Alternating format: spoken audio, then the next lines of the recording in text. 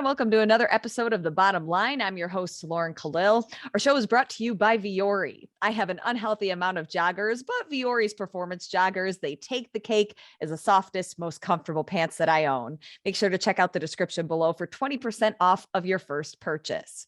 On today's episode, we have head coach of Brute Strength's training crew down in Naples, Florida, Matt Torres, and we are discussing a ton of changes happening down south. Matt, we're a couple weeks away from the CrossFit Games. How are you doing?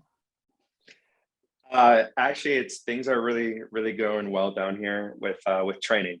It's nice to be able to be, zeroed in and focused and just having that on our minds day in and day out. And it's been a lot of fun. We're just going to state the obvious. I've seen a lot of posts on social media. We see Danielle Brandon in some of them with the Naples crew. Tell us the details, like when did these conversations start, bringing DB to Naples? What's been going on with all of that? Yeah, well, it's a funny story is I kind of knew officially at the same time as everyone else did. I think even you may have known officially before I did. Cooper is an important piece to a lot of these athletes, a lot of my athletes specifically. So Cooper reached out to me. Is like, hey, is there any way Danielle can come down here and train for the next, 3.5 weeks just to be, focused only on the CrossFit Games? And he clued me in on what was going on throughout the camp. And I was like, yeah, I mean, it was fine when she came down a week and a half prior, and happy to coach her again. And then I think it was like a couple of days later, one of the producers of Miles to Madison reached out and he's like, hey, it was like 4:30. He was like, hey, do you have any concerns about this being talked about inside of Miles to Madison? I'm reading the end of it. I'm like, really? And it was about Danielle. And I was like, leaving Underdogs. And I was like, and I texted him back saying, I don't think she's leaving Underdogs. I just think she's coming down here to train. And then he sent me interesting. And then he sent me the link to your guys's podcast. And I was like, well, and then I looked at my DMs and I was like, there's a handful of people reaching out right now. I don't even know who they are, asking a similar question. And so I literally found out right then and there. It's from that moment moving forward, Danielle and I, we're constantly communicating between each other. And it was within that moment, I was like, okay, are you coming down this day? Are you coming down that day? And so the big thing, the major focus is how can we best prepare Danielle Brandon for the CrossFit Games, being that we were 3.5 weeks away. Mm-hmm. She's already done the majority of her training already. What is the most important pieces now? And for all of my athletes currently at this point in the stage, it's, Dallin and her, it's pretty much the same thing. It's making sure that they're comfortable with every implement that we're going to see, making sure that the training that we've been doing up until this point is they're gaining confidence from it. So they're applying those training pieces, putting them in scenarios that we could potentially see at the CrossFit Games. So having them test events, that I could potentially see out there as well. We always have a thumb on the pulse of what the events could potentially be based upon where people are posting. The most recent one is, I think, the the Madison kind of like track that we're seeing throughout the city. How does that apply? Like, we understand that it's a 5K distance. Is it a run? Is it a bike? Does it lead to anywhere? Does it lead to a pool? Like, all these questions that are being asked. And I'm going to try my best to get as many scenarios knocked out at this time. So, we're very excited to have her down here. And it's been a ton of fun being able to coach her during this time. So then you kind of found out that all of this was happening secondhand. Like, there was no conversations between you and Danielle. It was really more like you and her manager, Cooper.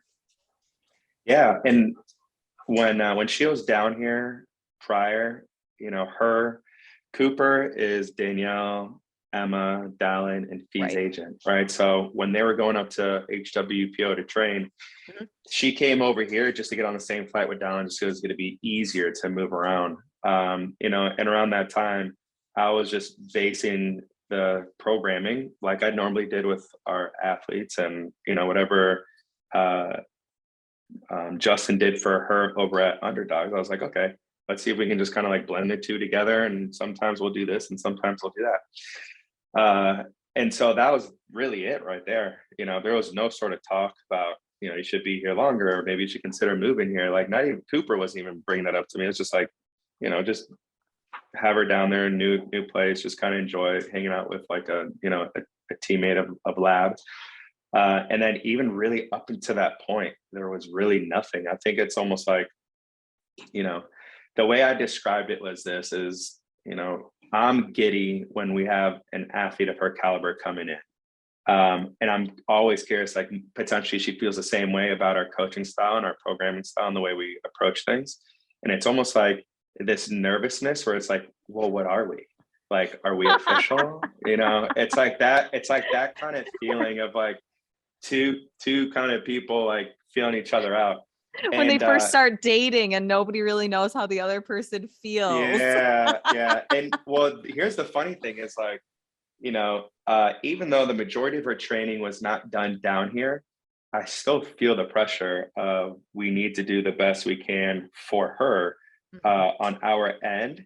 And I'm basically learning as much as I can about her every single training session that we have. Like, I can tell you all of my athletes that I train down here, their paces, their reps, their strengths, their Sure. weaknesses, and I can pretty much pinpoint what where they're going to be finishing. And with her, it's this constant just like question, like trying to figure out like, so what do you think about this? Like, would you consider that? And then we apply it, and it's been going very well.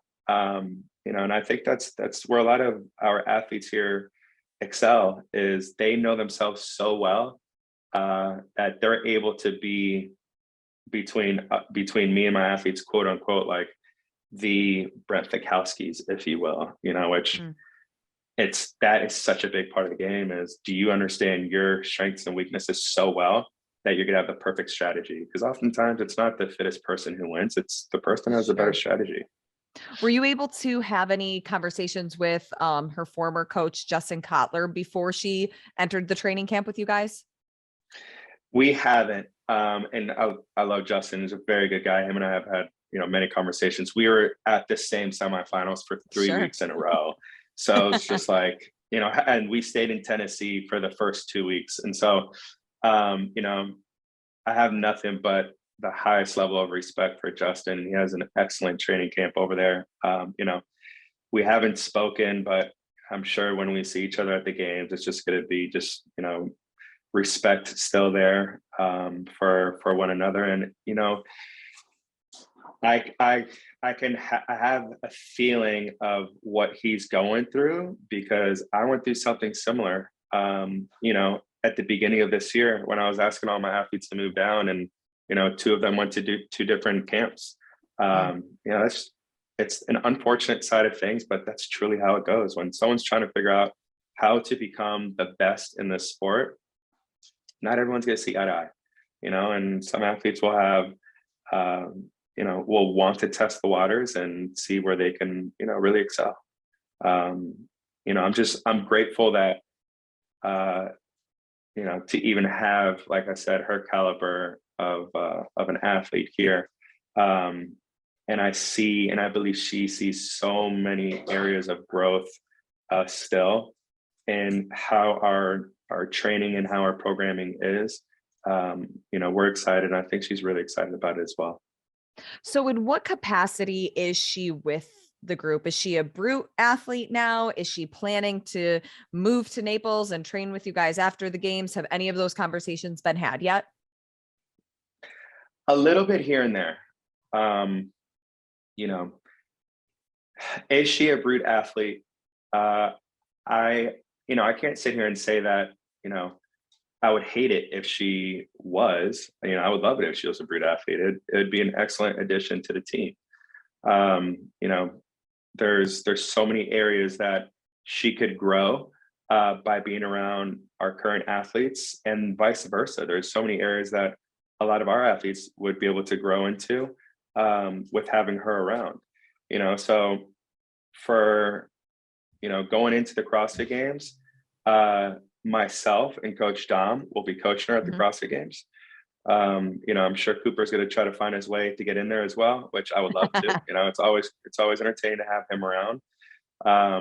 And so that's kind of where we're at right now. I think like the best way to describe it is, if things go well, we're hopeful that there's going to be a relationship moving forward where we can make it official. I just don't know if at this time it's a top priority. Top priority is like, be focused on what we can achieve right now to get her absolute best performance with the fitness level that she's at. Knowing that, the brute coaches are going to be with her there by her side. So right now we might not have an official relationship, but we're not seeing other people. It's kind of in the limbo until we get through the games type situation. Yeah. And all right. So what's funny is tomorrow, her and Micah actually did a podcast together, I think like Monday or Tuesday. And there is going to be more information on that podcast. But like I said, like, what do you mean? That... Tell us more, Matt. Well, I think the good thing is like, there's this, right? She knows that we want her to be part of the team. That podcast between the two of them, you get to hear from her, from the source as well, to see, kind of where her mindset is. And I haven't had a chance to listen to the podcast yet. So maybe it'll be something that we'll play over the speakers in the gym tomorrow. But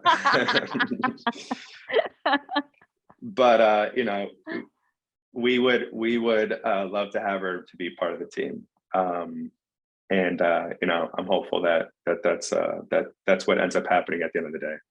What has the dynamic been like with her and the other athletes that you've been training with, like the Dallins and everybody else in the group? So we take very particular care of when our athletes are training and who our athletes are training with. Because they don't all train together like in most training camp facilities, right? Correct. We do this for a purpose, two purposes. Number one, we don't have the largest facility, right? But number two, it actually ends up working fairly well because we have at most three athletes training at the same time. So we typically have two coaches there, me and Coach Dom. So the athletes will always have someone there available for them to make sure that they're getting coached properly, to make sure if they have any questions, they can get the answers that they need. If there's any adjustments that need to be made to reps or rest, they're being made right there on the spot, to make sure that our athletes are getting exactly what we had when we were writing the program down. They're getting exactly how I wrote it down. And so an example of this was, when 2 weeks ago, I wouldn't have Phil and Dallin training together. Phil would come in at 9, it would be Phil and Emma. And then at 11, it would be Dallin and James. So that was the dynamic. And it's like, prior to that, there wasn't a lot of like feedback on who people are training with. But now that they're competing against one another, essentially, no one wants to give an edge, whether that's a mental edge. So let's say, if I'm, Dallin and we're building up to a heavy clean and Phil's in there and he sees him, potentially miss, and I'm not saying that this happened, but potentially miss, there's already like that we're potentially Phil in that scenario would be like, okay, like confidence levels increasing, so it's like that type of advantage. So, or even like seeing how an athlete breaks down a workout if it's a smarter choice to see that in person, you're like, oh shoot, I didn't think about it like that. You know, maybe I apply this. Now, that's why we have coaches in there. It's like, you Yeah. know, I'm in there to be that person, like, we got to do that better next time. But you know, that's how it is. Now that Danielle's here, her and Dallin train together. It's a very like cohesive, like it's like a negative and positive like magnet, kind of like their energy together. They work off one another. They use the positives off of one another. And so it's been very fun. But that's kind of like our camp. That's probably what we do different is we make sure that the athletes that are here, they're getting the time that they deserve from all of our coaches, and they're never going to feel like, you know, they're not getting, you know, everything from us. Sure. So speaking of Phil, we want to address, obviously he tested positive for a banned substance just recently, earlier this week. As somebody who's a coaches several other athletes, what was it like specifically for you when you heard the news of this? It's one of the most difficult things. And so, you know, when you get that call from your athlete, you can already hear it in the voice, you know, and that's difficult for me to do in itself, is listen to hurt and listen to pain. And almost just like, it's this like sinking, like cold feeling when it's coming in and the words are coming. It's like, it's almost, and it's like, I don't know, you know, neither of us know. You know, it's, for me as a coach, I feel partially like I didn't do enough. You know, we do go over the importance, and we do stress on the importance of sticking by the rule book, doing everything the right way, not gray, not trying to gain an advantage, but doing things the right way. You know, when it comes to movement in a workout, when it comes to like, when we're about to start a workout, I'm like, guys, I will no rep you. Not because I'm doing this on purpose, but it would be much better if I'm doing it than you get like 3, 4, 5. And then it's like, well, this is your penalty. You know, it's like, I could have just done it one time and then we just keep moving along. You know, to like everything, like the setup, the everything. And then like, you know, things, when we finished our last day of quarterfinals, I made it a point to everybody where it's like, look, we're going to semifinals. We all know at semifinals, the top 6 are going to get drug tested. If there's a supplement that you guys are not sure about, please go through the proper channels. Support does an excellent job. CrossFit Support, like, they do a really good job with communicating with our athletes, and every athlete, if they haven't used them, like legitimately use them. Because if you have a question or a doubt in your mind about anything, utilize it. You know, where I think I could have done a better job is taking it a step further. Retroactively speaking, I feel like I can't, you know, I'm thinking about this now, but you know, you would hope that all boxes are checked. But that's the unfortunate thing is, you know, do I believe Phil when he tells me I tried everything in my power? I didn't know what was going on. I do. There's not one athlete that I don't trust in my camp. When they tell me that they're going to do something, that they do it. I think it's unfortunate though that even with all of that and someone thinking that they're doing something in the right way, mistakes are still made. And that's the saddest part of it all, is it is such a vital part of our sport. You know, and to have it happen, it's like, and it's a gut-wrenching feeling. You know, and again, it's like, I still feel like I could have done more thinking back on it. So how do you then use this as a learning opportunity, especially when you do have a camp and so many other athletes that are getting to that level of going to the games where we know that they're going to be drug tested? For sure. So this was a similar question that I was talking yesterday to Tommy and Sean, was taking it the step further, right? So step one is to let everyone know, you know, what's going to end up happening when we go to semifinals. And sometimes there's drug tests that are being handed out randomly throughout the year. And all these Sure. athletes know if they're on that list that it's going to be happening throughout the year. Number two is going to be sending me the list of everyone's supplements, but not just the sports side of a supplement. You know, if we think about recovery and, you know, whatever, so on and so forth, like what we traditionally think of sports. But if there's also a prescription that you are getting prescribed that you have not yet let CrossFit know about the exemption, right? Because you can fill out an exemption for it and so on and so forth. And then the last piece would be to CC me on everything that's being handled through support. You know, I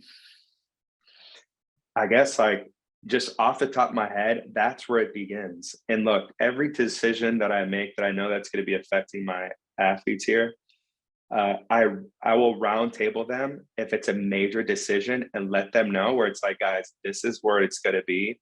Am I missing anything? Do you guys think, is there anything that we should add to this? And it's usually within that time where it's like, yeah, let's try this and let's try that. And it's like, you know, at the end, I'm like, okay, this is not going to be perfect the first time, but that's what we're trying to do. We're trying to make this repeatable so we know exactly when things should be done and this and the easiest, so you guys are not stressing out over this.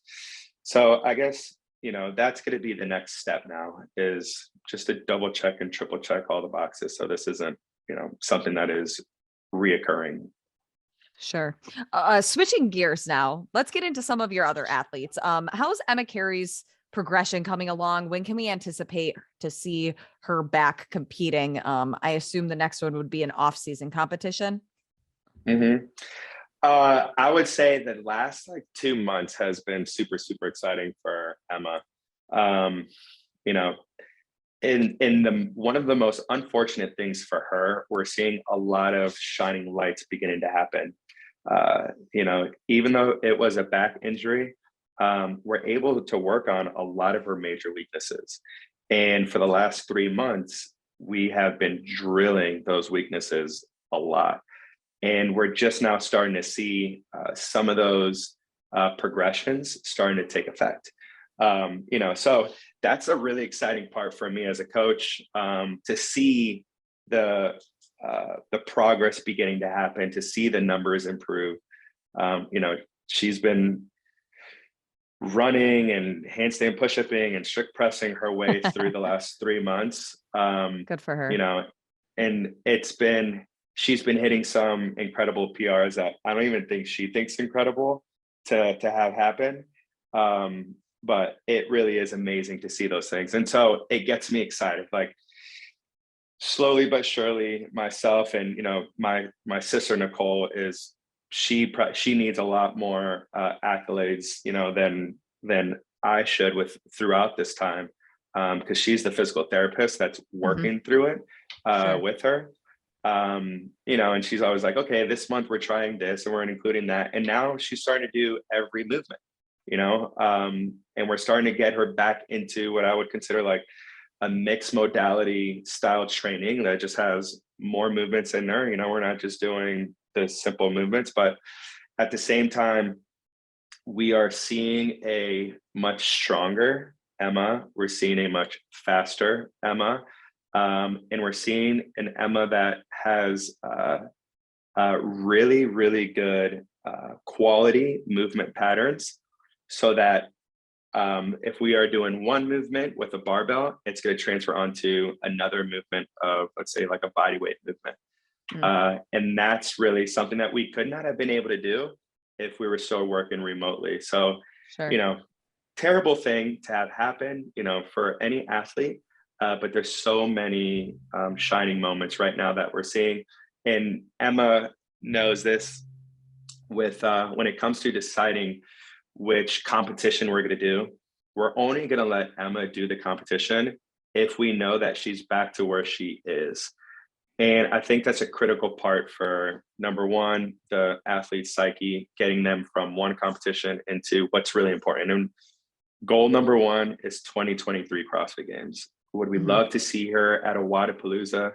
yes, we would love to see that. And, between her and I, that's what we're trying to shoot for. So if we're ready to jump into it, and we have our fitness level back to where we want it to be, and we're confident with our numbers and whatnot, we're going to go ahead and do that. But at the end of the day, if it comes down to, are we ready or are we not ready, the goal still remains intact, that it's 2023 and we're aiming for the CrossFit Games. And, that's really all we're looking for out of her. And So that's simple. what we're gonna look forward to see that. You got her getting healthy. Danielle Brandon is there. Dallin is getting ready for the CrossFit Games. But looking ahead to next season, I mean, you're creating quite the stable in Naples, Florida. We have the addition of possibly Olivia Sulik, Michelle Bassinet, and maybe some other athletes that you're looking into. Mm-hmm. Yeah, it's gonna be an exciting year. The commits that we have right now are Olivia Sulik. She just came down, so she's been with us for last like 3 days. So she's down here now. It's been fun having her around. It's a fresh energy for sure. We're excited about this one guy that just won the 16-17 teen division and the pit teen division with Nate Ackerman. Nice. Yeah. So he was down here with us last week.